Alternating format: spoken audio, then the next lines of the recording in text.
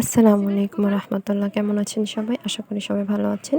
Cake বানানোর জন্য কিছু ছোটোখাটো জিনিস যেগুলো আর্জেন্ট লাগে, যেমন ফুড কালার্স, তারপরে এই যে গোল্ডেন কালার বল, বিভিন্ন টাইপের কিছু জিনিস লাগে, সেগুলোই আপনাদের সাথে কিছুটা শেয়ার করছি।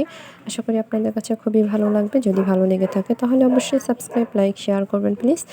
আর এগুলো পাইকারি দোকান থেকে কিনলেই অবশ্য ভালো হয়, কারণ অল্প কিলো কিনলে কিন্তু আবার পাইকারি পাবেন না। দেখুন কত ধরনের বল আছে, কত ধরনের লাভসার শেপের বলগুলো আছে, আর্টিশগুলো আছে। দেখুন কি সুন্দর লাগছে। এগুলো আমার কাছে সবচেয়ে বেশি লাভ আলাটা খুবই ভালো লেগেছিল, এই চকলেট বলগুলো। আর এখানে কিছু ফ্রুটস কালার আছে, তার মানে যেগুলো খুবই ভালো মানের সেগুলো আছে। তারপরে এই যে একটা কাগজের মতন দেখতে, এটাও কি জানি একটা নাম বলে, মনে নাই আমার, কিন্তু এগুলা খুবই উপকারিতা আর ডেকোরেশনের জন্য অনেক অনেক ভালো মানের যেগুলো, সেগুলো আপনাদের কাছে কিছু একটু শেয়ার করলাম, দেখালাম। আর এই যে বেকিং পাউডার, বেকিং সোডা, কী কী যেগুলা আর্জেন্ট দরকার পড়ে, যেগুলো ভালো মানের, সেগুলো আপনাদের সাথে শেয়ার করলাম। আশা করি আপনাদের কাছে ভালো লেগেছে।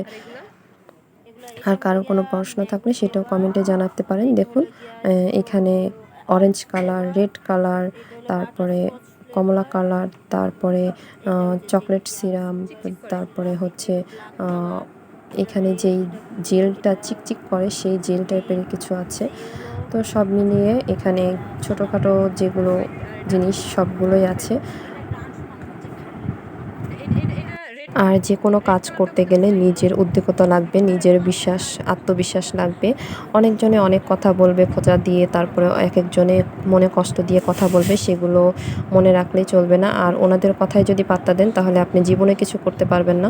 একেকজনে তো এক এক কথা বলবেই। মানুষের কিছু কিছু মানুষের অভ্যাসই এটা, মানুষের পিছনে পড়ে থাকা, মানুষকে বিভিন্ন ধরনের আঘাত দিয়ে কথা বলা।